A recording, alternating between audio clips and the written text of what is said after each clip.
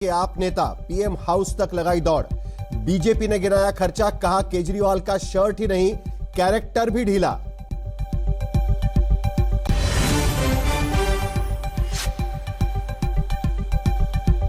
दिल्ली चुनाव में बिखरा इंडिया गठबंधन, रेस में अलग थलग कांग्रेस। केजरीवाल को मिला दीदी का साथ, अखिलेश ने भी दिया झाड़ू को समर्थन।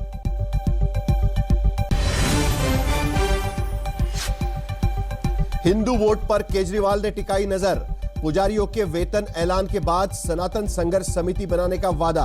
बीजेपी का कटाक्ष, बताया चुनावी हिंदू।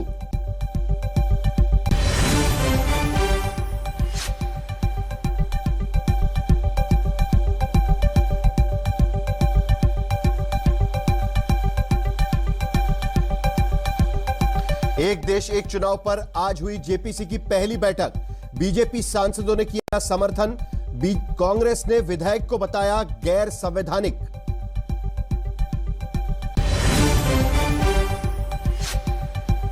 बांग्लादेश के दूसरे वारंट के बीच शेख हसीना के साथ मजबूती से खड़ा हुआ है हिंदुस्तान। बढ़ाया पूर्व राष्ट्रपति का वीजा, 5 अगस्त से ही रहने की मिली इजाजत।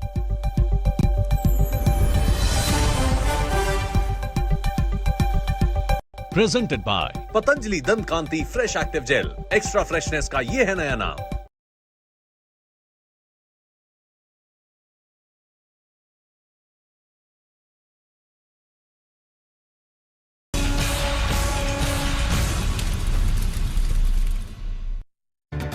नमस्कार, मैं हूं साहिल जोशी, आप देख रहे हैं दंगल।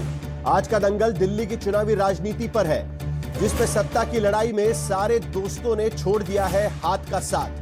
क्योंकि इंडिया गठबंधन के जितने भी घटक दल थे, उनमें से ज्यादातर बड़े दलों ने दिल्ली में कांग्रेस के खिलाफ केजरीवाल का साथ देने का ऐलान कर दिया है। अखिलेश यादव कह चुके हैं कि वो केजरीवाल के साथ है। तेजस्वी कह चुके हैं कि गठबंधन केवल लोकसभा के लिए था। ममता की पार्टी के नेता कह चुके हैं कि जितना तो केजरीवाल को ही चाहिए। उद्धव के नेता केजरीवाल की तरफदारी कर रहे हैं। मतलब 6 महीने पहले कांग्रेस की अगुवाई में जितने दल एक मंच पर आए थे, वो अब कांग्रेस के खिलाफ केजरीवाल के साथ खड़े दिख रहे हैं। उनकी दलील है कि जो बीजेपी को हराएगा उसे सभी समर्थन देंगे, और कांग्रेस कह रही है कि बीजेपी को सिर्फ कांग्रेस ही हरा सकती है। लेकिन दिल्ली में कांग्रेस की लड़ाई बीजेपी से नहीं तो आम आदमी पार्टी से हो रही है, क्योंकि कांग्रेस को पता है कि दिल्ली में जिस कांग्रेस के पास 2008 में 57% से ज्यादा वोट थे और 7 लोकसभा सीटें हुआ करती थी, जिसके पास 2013 में भी करीब 25% वोट बचे हुए थे, उसे 4% पर समेटने वाली आम आदमी पार्टी जब 11 साल की एंटी इनकम्बेंसी है, करप्शन के कारनामे हैं, लीडरशिप घेरे में है, तो कांग्रेस को उम्मीद है कि उसकी खोई हुई जमीन वापस मिल सकती है। इसी उम्मीद और आशंका में दिल्ली में सियासी कोहराम मचा हुआ है। इंडिया के घटक दल कांग्रेस का साथ छोड़कर केजरीवाल के खेमे में खड़े हो चुके हैं। ऐसे में सवाल यह है कि क्या अब दिल्ली में अकेली पड़ी कांग्रेस के चुनावी प्रदर्शन पर फर्क पड़ेगा? केजरीवाल का साथ देकर जो गलती दिल्ली ने की थी, उसे फिर 2024 में दोहरा दिया। नतीजा हुआ कि 2014 के लोकसभा चुनाव के दौरान जिस कांग्रेस के खाते में दिल्ली में 15.2% वोट बचे थे, और जो 2019 में बढ़कर 22.6% तक पहुंचे थे, वो केजरीवाल के साथ मिलकर लड़ने के बाद 2024 में घटकर सिर्फ 19% रह गए। उधर 2019 के लोकसभा चुनाव में दिल्ली में 18% वोट पाने वाली आम आदमी पार्टी कांग्रेस का हाथ थामकर 24.17% तक पहुँच गयी। लेकिन इस बार कांग्रेस को दिल्ली में एंटी इनकम्बेंसी से बड़ी उम्मीदें हैं। यही वजह है कि जिस करप्शन और नाकामी के मुद्दे पर केजरीवाल ने कांग्रेस से दिल्ली की कुर्सी छीनी थी, उसी करप्शन और नाकामी के मुद्दे पर कांग्रेस अब केजरीवाल के झाड़ू के तिनके बिखेरने में जुटी हुई है। इतना चाहिए वही असली वहां पर बीजेपी के साथ लड़ सकती है। सुरेंद्र राजपूत जी। साहिल भाई कहते हैं ना, जो खोना था सो खो दिया, आप हासिल करने की बारी है। हासिल करेंगे, नंबर 1। नंबर 2, ये अपने आप में सत्य है, कांग्रेस पार्टी अकेले चुनाव लड़ रही है दिल्ली में। लेकिन यह भी अपने आप में सत्य है कि मिल्कीपुर में कांग्रेस पार्टी समाजवादी पार्टी को सपोर्ट कर रही है। अन्य उपचुनाव में अगर कहीं होंगे तो निश्चित तौर पर उनकी भी हम लोग मीमांसा करेंगे और समीक्षा करेंगे। आप सब लोग सिर्फ और सिर्फ इंडिया गठबंधन के आपस में विग्रह पर क्यों ध्यान दे रहे हैं? दिल्ली का चुनाव है, दिल्ली के चुनाव के मुख्य मुद्दों पर ध्यान दीजिए ना। दिल्ली के चुनाव में मुख्य मुद्दे क्या ये हैं कि सपा किसको सपोर्ट कर रही है, बसपा किसको सपोर्ट कर रही है, या ममता जी किसको सपोर्ट कर रहे हैं? दिल्ली के मुख्य मुद्दे हैं जमुना का पानी क्यों नहीं साफ हो रहा है, कभी कोई बात हो रही है क्या? एक गंगा मैया का झूठा बेटा, उत्तर प्रदेश में सबसे ज्यादा गंगा बहती है, क्या नाम, अगर वो साफ हो रही हो तो मुझे बता दीजिए। दिल्ली क्राइम कैपिटल बन गई है और वो दिल्ली में पुलिस जो है वो गृह मंत्रालय के अंडर में है, जो गृह मंत्री है वो प्रचार मंत्री के रूप में काम कर रहे हैं। आप बताइए कि सबसे ज्यादा रेप होते हैं, सबसे ज्यादा अपहरण हो रहे हैं, 17,000 से ज्यादा अपहरण हो जाते हैं। पूरे देश का जो क्राइम रेशियो है वो 766 है और दिल्ली का 1424। और महिलाओं सारे मुद्दों पर चर्चा होगी। सुरेंद्र जी सारे मुद्दों पर, सुरेंद्र जी सारे मुद्दों पर चर्चा होगी। लेकिन जब आपके पार्टी के नेता अशोक गहलोत आकर कहते हैं कि दिल्ली में हमारी विपक्षी पार्टी तो आम आदमी पार्टी है, तो आपकी तरफ से या इंडिया अलायंस गठबंधन से सवाल उठता है कि भाई बीजेपी विपक्षी क्यों नहीं आपके सामने? जब लोकसभा में चुनाव लड़ना था तब तो आपको सबका साथ चाहिए था, अब सबका साथ नहीं चाहिए, अब तो आपको आम आदमी पार्टी ही विपक्षी लग रही है, इसीलिए तो सवाल उठेगा ना। कमाल की बात करते हैं साहिल भाई, आप तो एंकर से कहीं ज्यादा एक एक्टिविस्ट हैं। आप तो एक बहुत बड़े परिवार से हैं। आप तो मुझे एक बात बताइए ना कि जब लोकसभा का चुनाव था तो सामने नरेंद्र मोदी जी थे, नरेंद्र मोदी जी की भाजपा सत्ता में थी। आज हम जब दिल्ली का चुनाव लड़ रहे हैं तो दिल्ली के चुनाव में तो सत्ता दो पार्टियों के पास में है। आप पार्टी का मुख्यमंत्री है और गृह मंत्रालय जो है वो सीधे सीधे भारतीय जनता पार्टी का है। तो हमें तो सत्ता के खिलाफ ही लड़ना पड़ेगा ना, अगर हमें चुनाव लड़ना है तो। ये किसने कह दिया कि हम आप पार्टी के खिलाफ नहीं लड़ेंगे? एक सेकंड, प्रेम शुक्ला, अनुराग जी कह रहे हैं कि भाई ज्यादा खुश होने की जरूरत नहीं है, हम कोई भी जीत जाए तब भी हमें कोई दिक्कत नहीं है। जी साहिल भाई, अभी तो ये कह रहे हैं कि जो रीजनल पार्टी ओरिजिनल पार्टी है, यानी कांग्रेस डुप्लीकेट पार्टी इनकी निगाह में है। अब इसके बाद सुरेंद्र राजपूत को तय करना है कि मिल्कीपुर में डुप्लीकेट का समर्थन ले रहे हैं कि ओरिजिनल का समर्थन ले रहे हैं।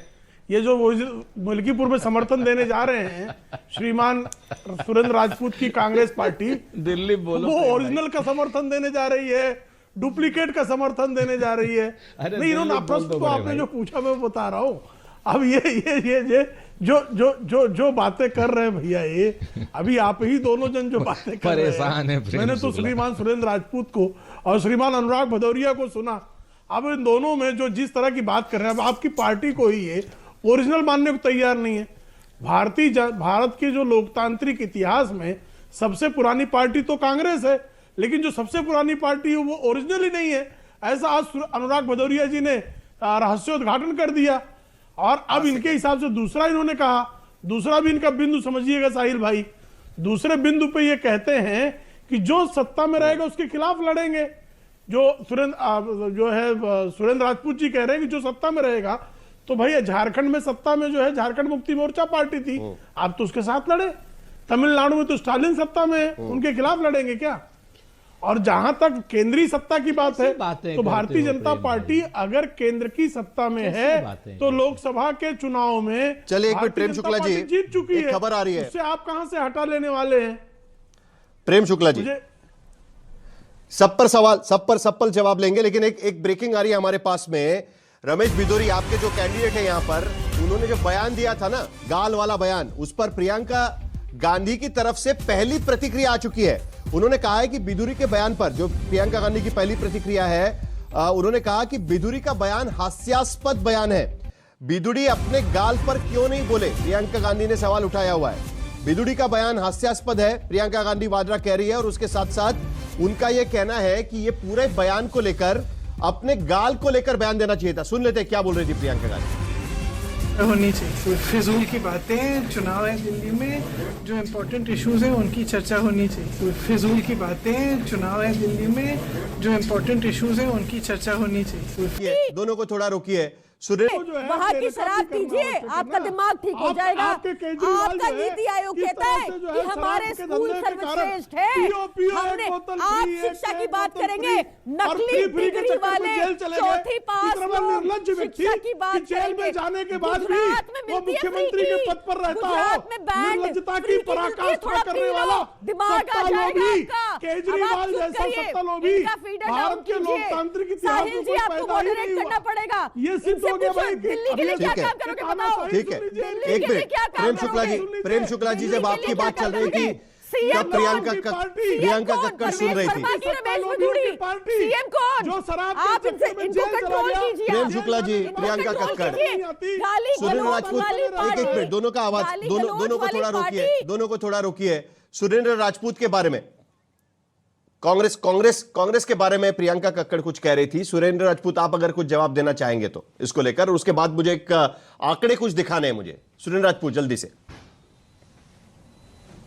देखिए, हम बहुत स्पष्ट रूप से कहते हैं अशोक से अगर कांग्रेस अपनी स्थिति को मजबूत करती है और अगर 7-8% तक पहुंच जाती है, बीजेपी का ग्राफ हमेशा से 40% पे स्थिर रहा है, लेकिन ये मानना होगा कि एक सब्सटैंशियल वोटिंग हिस्सा, वोटर्स का हिस्सा फ्लूइड वोटर रहता है, स्विंग वोटर रहता है दिल्ली में। भारतीय जनता पार्टी की ये कोशिश रही होगी इस समय कि कैसे इस स्विंग वोटर को, विशेष रूप से मिडिल क्लास वोटर को अपने पास वापस लाया जाए।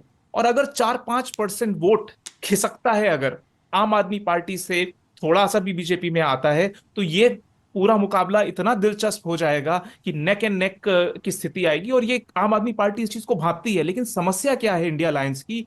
हरियाणा में जो आम आदमी पार्टी ने नुकसान पहुंचाया कांग्रेस पार्टी को, अब कांग्रेस पार्टी बदला लेना चाहती है दिल्ली चुनाव में कि हम भी उतना ही नुकसान पहुंचाएंगे आपको। अगर साथ में लड़े होते हरियाणा में, तो वो जो 2-3% का वोट शायद आम आदमी पार्टी को कुछ कुछ जगहों पे मिला, वो कांग्रेस के साथ जुड़ता तो शायद फायदा हो सकता था। यहां पर भी क्लियरली नुकसान पे है दोनों, आम आदमी पार्टी और कांग्रेस। लेकिन रजत, लोकसभा चुनाव में दोनों ने साथ में लड़ने की कोशिश की, लेकिन उसका कुछ ज्यादा फायदा हो नहीं पाया। दोनों साथ में आकर भी कुछ ज्यादा कुछ कर नहीं पाए। लोकसभा और विधानसभा का ट्रेंड एक तरीके से सेट हो चुका है। कुछ और नंबर मैं आपको दिखाना चाहूंगा कि डर क्यों है आखिरकार। जी देखिए, मैं सिर्फ विधानसभा की बात कर रहा हूं, मैं लोकसभा के फैक्टर सब कुछ अलग हैं। इसीलिए मैं विशेष रूप से बोलूंगा, ये विधानसभा के चुनाव में अगर छिटकते हैं कुछ भी वोट आम आदमी पार्टी से, तो ये मुकाबला बहुत नेक एंड नेक होगा। ये डन डील नहीं है ये चुनाव। यहाँ पर हर सीट पे कड़ा संघर्ष चल रहा है। लेकिन रजत, कांग्रेस से आम आदमी पार्टी को डर क्यों है, वो भी आंकड़े बड़े इंटरेस्टिंग है। अगर आप नजर डालें तो 2015 के विधानसभा चुनाव के मुकाबले में 2019 के लोकसभा में देखा गया कि कांग्रेस का वोट शेयर 13% बढ़ा और आपका 36% घट गया था। नतीजा, बीजेपी के 7 सांसद उसी तरह 2020 के, अगर विधानसभा के मुकाबले 2024 के लोकसभा चुनाव में देखा जाए तो कांग्रेस का वोट प्रतिशत 15% बढ़ गया और आपका 30% घट गया। एक बार फिर भारतीय जनता पार्टी के 7 सांसद जीत कर आ गए। तो वोट प्रतिशत का यह रोलर कोस्टर एमसीडी चुनाव में भी दिखाई दिया। 2015 के विधानसभा के बाद 2017 में जो एमसीडी के चुनाव हुए, उसमें कांग्रेस का वोट प्रतिशत 11% बढ़ गया और आपका 28% घट गया था। नतीजा, एमसीडी में बीजेपी 2022 में जब एमसीडी के चुनाव हुए तो कांग्रेस का 8% वोट शेयर बढ़ा, जो 2 साल पहले हुए थे, और आपका 12% घटा हुआ था। और एक और बात कि जो कांग्रेस की वोट बैंक है, उस पर भी आम आदमी पार्टी कब्जा करके बैठी हुई है। 2008 के मुकाबले में 2020 के विधानसभा चुनाव के आंकड़े देखें तो पता चलता है कि कांग्रेस के ब्राह्मण वोट बैंक में 33% गिरावट हुई है, तो आपका 40% बढ़ गया है। कांग्रेस के राजपूत वोट 38% घटे हैं और आपके 41% बढ़ गए हैं। कांग्रेस का, चाहे वो समाजवादी पार्टी हो या अन्य क्षेत्रीय पार्टियां हो, तृणमूल कांग्रेस हो, वो क्षेत्रीय पार्टियों को रिप्लेस किए हैं। लेकिन जब कांग्रेस पार्टी होती है, कांग्रेस जो क्षेत्रीय पार्टियां खड़ी हुई हैं, वो मूलतः कांग्रेस पार्टी को हटा करके खड़ी हैं। अब ये क्षेत्रीय पार्टियां चाहती हैं कि वो प्राइमरी पार्टी हो और कांग्रेस सेकेंडरी रोल में रहे। कांग्रेस लोकसभा चुनाव के पश्चात चाहती है कि वो अपनी खोई हुई जमीन वापस होए। स्वाभाविक है कि जहां पर भारतीय जनता पार्टी और कांग्रेस के बीच में लड़ाई है, एक बार भारतीय जनता पार्टी जीतती है, अगली बार कांग्रेस जीतती है। अब तो भारतीय जनता पार्टी ने हैट्रिक भी लगाना शुरू कर दिया है, तो वो भी संभावना खत्म हो रही है, जैसा कि हमने हरियाणा के अंदर देखा। ऐसी स्थिति में कांग्रेस के लिए जरूरी बन जाता है कि वाकई वो भारत की राजनीति में सत्ता के लिए यदि प्रासंगिक बने रहे, वैसे तो वो जीत सकती है, 52, 54, 100 तक भी जा सकता है, लेकिन सत्ता में आने के लिए यदि प्रासंगिक बनी रहनी चाहती है तो जितनी भी क्षेत्रीय पार्टियां हैं उनकी जमीन को उनको खींचना पड़ेगा, क्योंकि भारतीय जनता पार्टी कंसीड नहीं कर सकती है। क्योंकि दिल्ली में भी आप देखे हैं कि मोटा मोटी भारतीय जनता पार्टी जो न्यूनतम स्तर आया है उसका वो 32% पर आकर के टिक गया है, और लोकसभा चुनाव में यही 54% तक चला जाता है। तो जो आपने जो सवाल किया था, एक चीज और मैं जोड़ देना चाहता हूं, तो लोकसभा का वोट तो ट्रांसफर हो जाता है ना फिर आम आदमी पार्टी के पास में, विधानसभा आती है तब। मैं वही बात, मैं विधानसभा की ही बात कर रहा हूं। कहीं भी कांग्रेस पार्टी यदि विधानसभा में यदि आप देखेंगे कि तीसरे नंबर की पार्टी हो गई या चौथे नंबर की पार्टी हो गई, तो वो दूसरे नंबर, पहले नंबर तो छोड़ दीजिए, दूसरे नंबर तक आने की हैसियत खो देती है। तो दिल्ली के अंदर भी वो आ जाएगी, इसकी संभावना नहीं है। लेकिन लोकसभा चुनाव से एक चीज निकल करके आया है कि कांग्रेस पार्टी जो है, मुसलमानों का जो खिंचाव है वो कांग्रेस पार्टी के दर बढ़ा है, और आम आदमी पार्टी जो है, आम आदमी पार्टी का vote bank Congress खींचेगी, Bharatiya Janata party पर उसका असर नहीं पड़ने वाला है। और ये भारतीय जनता सुरेंद्र राजपूत जवाब दीजिए, सौदा होगा यदि कांग्रेस पार्टी बहुत मजबूती से लड़ती है। ठीक, सुरेंद्र राजपूत जवाब दीजिए। साहिल भाई आप बड़ा मजबूती से लड़ेंगे तो बीजेपी का फायदा होगा। संगीत रागी कहते हैं ना, जी मैं कहता हूं ना कि मुंह में छुपी हो मीठी बातें, रग रग में अय्यारी हो, और उसकी एक दवा कहां से लाऊं जिसको ये बीमारी हो। अरे भाई रागी साहब, आप अच्छे इंसान हैं, आप भारतीय जनता पार्टी का सपोर्ट जब करते हैं तो प्रेम शुक्ला जी की आवश्यकता नहीं होती। हम एक चीज बहुत स्पष्ट रूप से आपसे कहते हैं, संगीत रागी की बात कीजिए जी। क्या एक फैक्चुअल करेक्शन कर दूं कि जो दिल्ली में मेट्रो के, जो दिल्ली के अंदर जो मेट्रो की जो कॉन्सेप्ट था वो मदन लाल खुराना जी ने लाया था, और जो जापान वो गए थे उसके बाद, उस विजिट के बाद लाया था।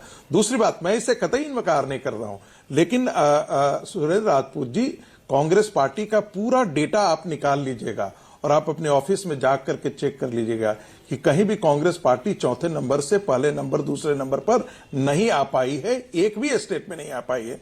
तीसरी बात मैं जिक्र कर देना चाहता हूं, अनुराग भदौरिया कह रहे हैं, चलिए सुरेंद्र राजपूत 30 सेकंड में आप जवाब दे दीजिएगा, फिर प्रेम शुक्ला के पास चलेंगे। दीक्षित के 12 एसी के बारे में यही मुद्दा लेकर अरविंद केजरीवाल मैं आपसे बहुत जिम्मेवारी से कहता हूं कि कांग्रेस के डेटा को छोड़ करके दिल्ली की जनता की परेशानियों के डेटा पर बात करें। संगीत रागी साहब इस बात को जरूर ध्यान रखें आप कि दिल्ली में हवा जहरीली है। इस बात को ध्यान रखें कि इस बात को ध्यान रखें कि कानून व्यवस्था ध्वस्त है। महिला की इज्जत एक बार अगर चली जाती है तो वापस नहीं आ सकती। बच्चे का अपहरण होकर के हत्या हो जाती है तो वापस नहीं हो सकता। रोड रेज हो जाती है तो वापस का भी सवाल है। हमारे बेटा को आप हटाते रहिए, दिल्ली के डेटा की बात कीजिए। प्रेम शुक्ला, सुरेंद्र राजपूत भी बहुत शालीनता से। अब देखिए, जैसे हमारे साथी प्रवक्ता ने कहा कि मिल्कीपुर में, सुनिए, साथी प्रवक्ता ने कहा मिल्कीपुर में तो हमें संगीत रागी हमने नहीं उड़ाया, आपने कांग्रेस का मजाक उड़ाया। इसलिए सम्मान कीजिए रीजनल पार्टी का।